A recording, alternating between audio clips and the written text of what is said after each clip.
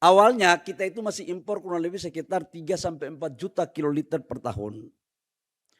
Dengan implementasi B50, maka alhamdulillah kita tidak lagi melakukan impor produk solar ke negara kita. Dan ini adalah pertama kali, Bapak. Assalamualaikum warahmatullahi wabarakatuh. Shalom, Om Swastiastu, Namo Buddhaya, salam kebajikan. Yang sama-sama kita hormati, kita bangga, kita cintai Presiden Republik Indonesia, Bapak Haji Jenderal Purnawirawan Prabowo Subianto. Kita berikan aplaus kepada Bapak Presiden. Bapak Presiden, ini yang hadir ini adalah petani, di sebelah Bapak itu adalah petani daripada sawit. Teman-teman pengusaha semua ada, yang konsumsi pun ada, Bapak. Kami berterima kasih karena dalam sejarah catatan kami, pasca B20 sampai B50, peluncurannya yang dihadiri oleh Bapak Presiden langsung di lokasi adalah baru pertama Bapak Presiden Prabowo. Yang kami hormati para Menteri Kabinet Merah Putih, saya mohon maaf nanti yang mengabsen Bapak Presiden sendiri, para pimpinan lembaga negara yang sempat hadir, yang kami hormati Bapak Panglima TNI, Bapak Kapolri, Bapak Kabin, tadi Kabin atau oh ada, abang saya ini Pak Kabin ini Pak, kami dua badannya beda-beda tipis Pak soalnya, jadi kalau agak di belakang kami. Kemudian ada Pak Seskap, yang kami hormati Direktur Utama Pertamina, Bapak Simon dengan seluruh direksi. Jujur Pak, kalau tanpa Pertamina B50 ini nggak berjalan. Karena 80% dari FAME itu diolah sampai halus oleh Pertamina. Saking olahannya, harga-harganya kadang-kadang naik turun Pak. Gitu. Mudah-mudahan dengan peluncuran ini lebih paten harganya. Yang kami hormati Gubernur Jawa Barat, Pak Kang Dedi, ada juga Gubernur Jawa Tengah, Bapak Presiden, Pak Lutfi, ada Ibu Gubernur Jawa Timur, Ibu Kofifa. Ini 3 gubernur ini sebagai ketum partai sudah mayoritas suara Republik Indonesia Pak. Karena tahu Presiden datang jadi 3-3 datang, masih paten lah kira. Koalisi aman. Kang Dedi harus rem gas harus dipakai. Yang saya hormati Bapak Ibu semua hadirin yang saya tidak sebut satu persatu, khususnya ada Ketua Komisi 12, Pak Bambang Patijaya. Golkar ya? Oh ya. Golkar Pak, Golkar. Teman-teman dari BP2 PKS, ini Pak Menses ini kok ketawa-ketawa ya. Bapak Ibu semua, izin Bapak Presiden, kami melaporkan bahwa pertama kami dari tim peluncuran BP2 PKS, peluncuran B50 ini Pak, kerjasama dari lintas sektor. Ada Pak Menko, Menteri Pertanian, BP2 PKS. Jadi ini kerjanya kerja bareng Pak, kerja gotong royong.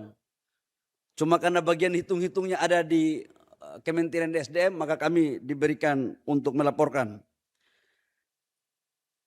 Hari ini kita tidak hanya meluncurkan B50, tapi kita juga mengambil satu langkah besar menuju Indonesia yang semakin berdaulat di sektor energi sesuai dengan asta-cita Bapak Presiden.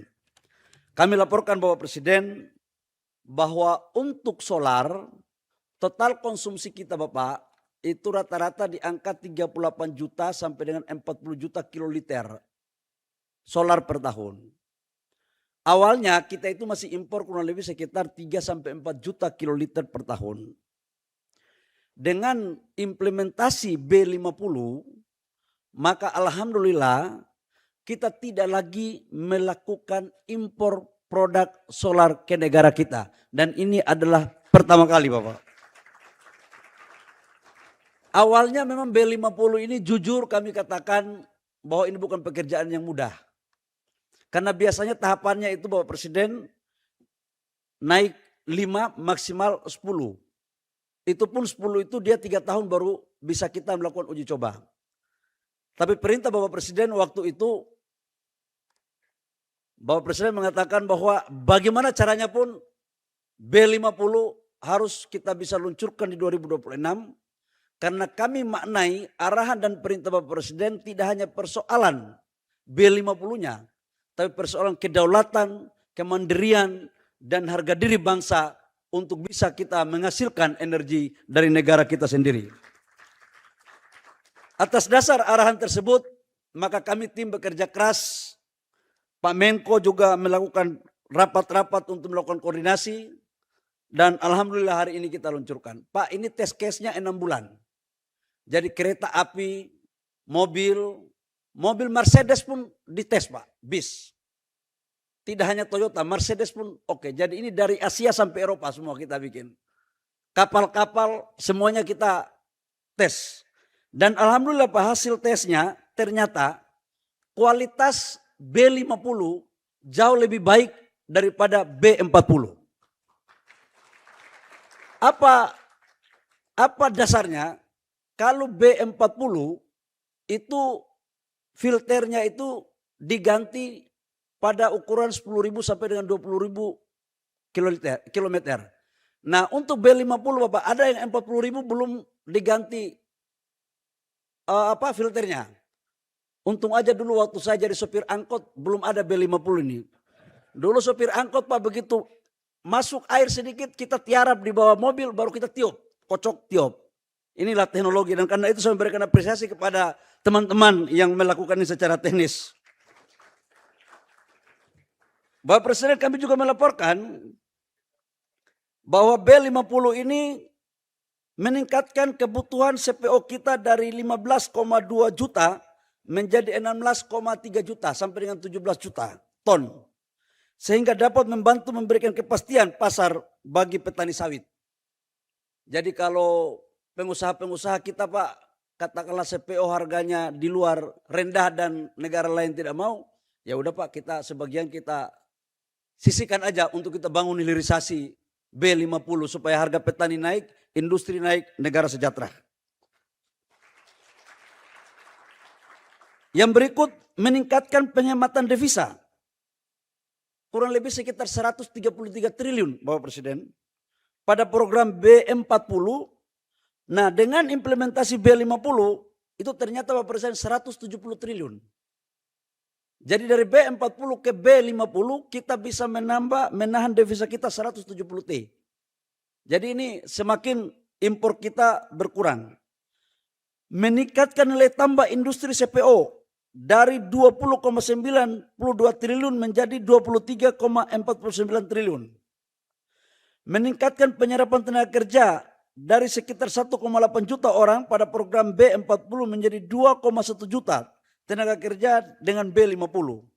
Dan lebih dari itu dalam rangka menjaga bumi kita adalah meningkatkan penurunan emisi gas rumah kaca dari 39,66 juta ton CO2 menjadi sekitar 44,46 juta ton CO2. Jadi dia menurunkan konsumsi peredaran CO2 kita. Bapak Presiden kami juga melaporkan bahwa saat ini telah hadir secara daring perwakilan pengguna B50 dari berbagai sektor di 5 provinsi. Yaitu dari Kutai, Kalimantan Timur, kemudian itu sektor pertambangan, sektor pertanian di Semarang, sektor perkeretaapian, stasiun Lempuyangan. Aduh ini orang Papua ini bahasanya takut salah. Lempuyangan Yogyakarta. Kemudian sektor transportasi laut, kapal, geomarin, SDM Cirebon, Jawa Barat. Kampungnya Kang Dedi. Kang Dedi tahu ya Cirebon ya? Tahu. Jangan sampai nggak tahu bahaya Pak. Kemudian sektor industri instalasi Surabaya PT Pertamina Patra Niaga. Bapak Presiden kami menyampaikan bahwa upaya ini awalnya pengusaha-pengusaha ini, pemakai-pemakai ini nggak mau pakai. karena harganya katanya mahal. Sekarang kita sudah bicara pengusaha-pengusaha terutama di pertambangan. Ini ada Pak Boytoy di sini, ada Astra, ya kemudian ada Pak Arsat, banyak sekali pengusaha Bapak. Saya sudah bilang kalau kalian nggak pakai B50, RKB-nya saya tinjau.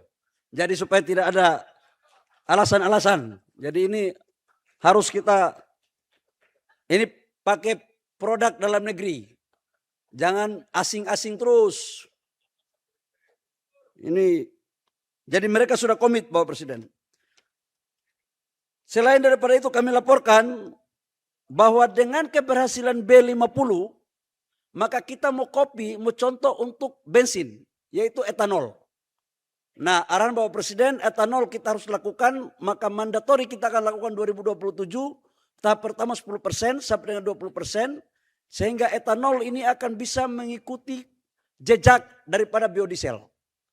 Jadi tebu, singkong, kemudian jagung, dan itu akan dikelola bersama-sama baik Danantara maupun Pertamina dan swasta yang lain.